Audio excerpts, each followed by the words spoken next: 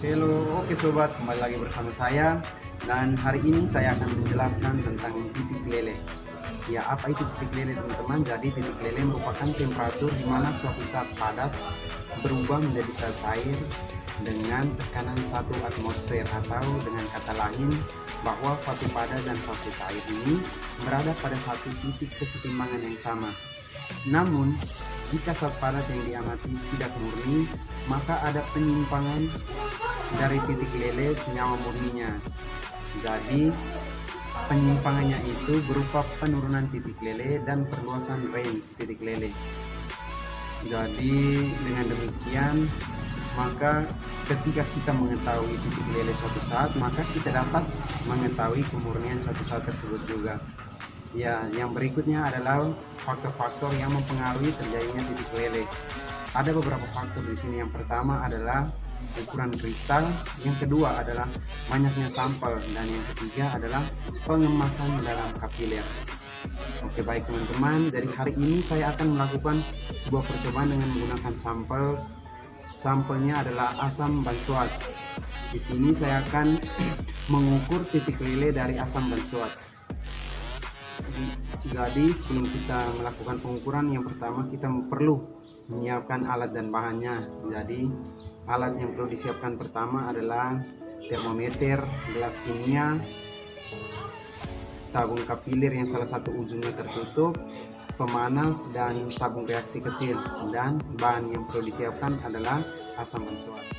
Setelah kita menyiapkan alat dan bahannya, kita masuk pada yang berikutnya adalah cara kerjanya.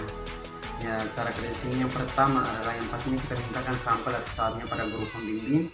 Setelah itu kita gerus dalam mortar hingga menjadi serbuk halus. Satunya yang digerus ini adalah saat yang dimintakan tadi. Yang kedua, masukkan ujung kapiler terbuka ke dalam serbuk saat yang akan ditentukan titik lelehnya sehingga kristal kapiler masuk ke dalam kapiler.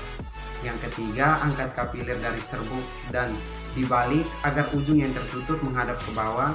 Kemudian mengetuk dinding kapiler dengan jari sehingga saat masuk ke dasar kapiler. Ya, yang keempat, setelah kita mengetuk dengan jari, setelah itu pasangkan termometer, kemudian panaskan pemanasnya.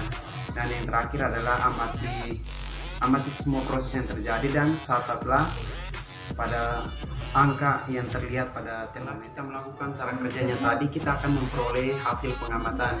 Ya, dari data percobaan tadi saya memperoleh hasilnya adalah sebagai berikut ya.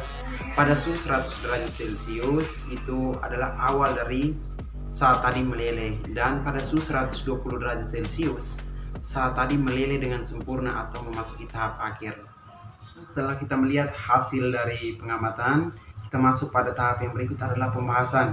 Baik, pembahasan di sini saya akan membahas dari hasil prosedur hasil percobaan yang tadi. Ya, jadi pada percobaan menentukan titik leleh ini, saya menggunakan zat asam benzoat sebagai zat yang akan diukur titik lelehnya. Jadi asam benzoat yang digunakan itu berwujud padat, berwarna putih, dan berbentuk kristal. Pada saat melakukan pemanasan, zat benzoat ini yang pada awalnya berbentuk padat, ketika dipanaskan dia mengalami perubahan wujud dari padat menjadi cair. Ya, pada percobaan ini juga range yang kami dapatkan adalah antara 110 sampai 120 derajat Celcius dan mencapai titik leleh pada suhu 120 derajat Celcius. Jarak range tersebut adalah 10 derajat Celcius. Tadi yang dari 110 derajat Celcius sampai 120 derajat Celcius. Ini menandakan bahwa zat tersebut bukan kristal murni. Mengapa? Dikarenakan range yang dari senyawa organik yang berupa kristal murni adalah 0,5 derajat Celcius sampai 101 derajat Celcius. Ya, hal ini disebabkan karena kita lalai atau kurang teliti dalam melakukan percobaan. Tidak melihat suhu dengan teliti pada termometer merupakan salah satu alasan yang menyebabkan terjadinya penyimpangan tersebut. Baik teman-teman, jadi setelah melakukan percobaan di atas, saya dapat menarik kesimpulan bahwa titik leleh adalah temperatur di mana zat padat berubah wujud menjadi zat cair.